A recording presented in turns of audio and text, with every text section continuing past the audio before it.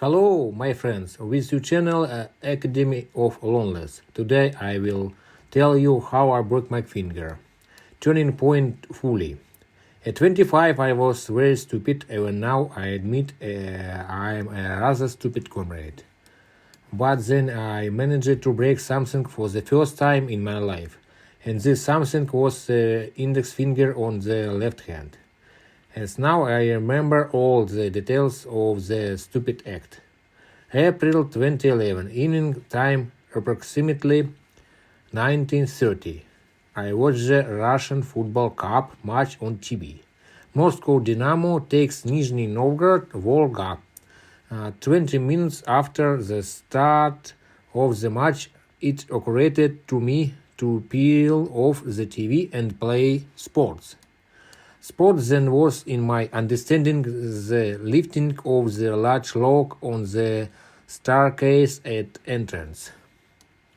I got out of my apartment, fully feeling that I would soon become at least the Arnold Schwarzenegger of my time, and picking up a lock that was floating in the corner next to the front door, I began to lift and rotate it. Immediately when he began to rotate the lock in front of his chest, pulling his arms back, he hit then on the front door. Okay, I thought it an arrow here. You need to get out where there is more space. And fortunately I got out onto the landing and began to lift the lock. Deciding that he needed to accelerate, he gave his impromptu projectile at a great impulse, and making a revolution with a lock, he pressed his index finger into the wall behind him. This was no pain, this was a shock. The finger turned blue and tripled. I will never forget the feeling of a broken finger. This is clearly etched in my memory for life. Having put the lock in a corner, he came home and with a triumphant air declared to his mother that he had broken his finger. Having begun at emergency room, which was 2 metro stations away from us.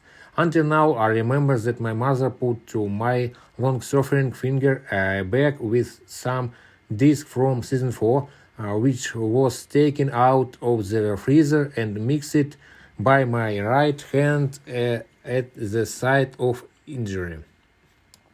Arriving at the trauma center, we quickly got to see a doctor. The specialist sitting on the chair jacked my finger, grunted and said, "You seem to have a fracture. Go to the rent." We went up to the 5th floor, did an X-ray, and bingo, quickly enough. I had an unusual fracture, but a double displacement fracture. The first time, and such a joy. The woman who took the X-ray advised me to see another doctor who worked in the emergency room to agree with him about the operation. For a while they put a splint. Having found him and after examining my finger, I not without an attempt to jack the injured limb, I said that they would have been waiting for him in the lobby. Since I had to wait long enough at least 2 hours, I decided to look around, and surprisingly, I found next to me a smiling young man with a broken head. "What's happened?" I asked him. "Yes, nonsense, that broke my hand with a bottle in a fight. But you know how fun it is," he replied. I thought it was really fun. To my right, on comrade was practically carrying another who had a broken leg.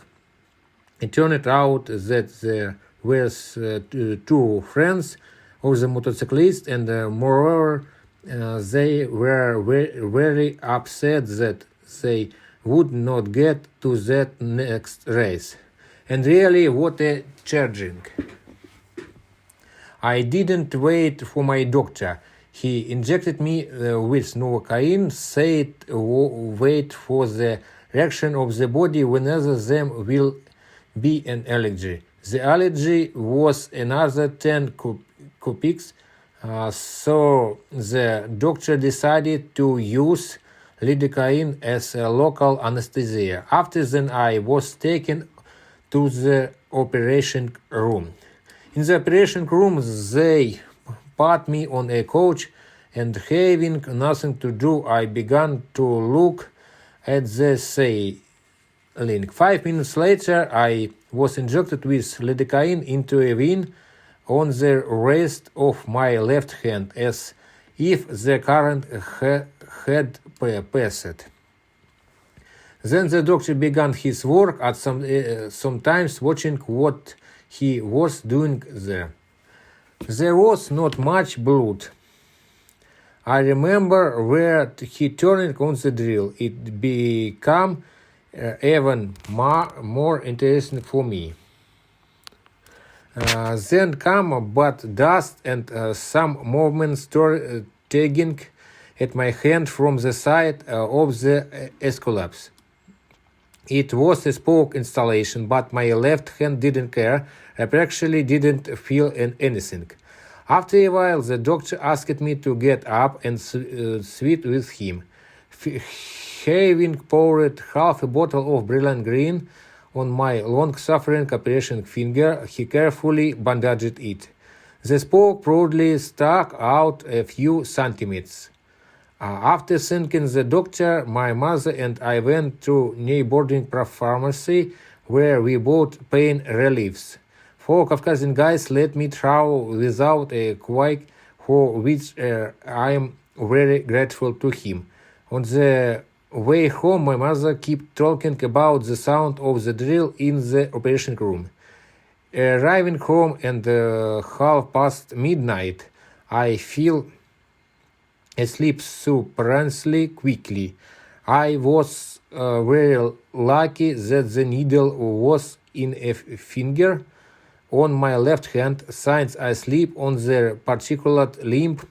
There was no fear of touching something or accidentally displacing it.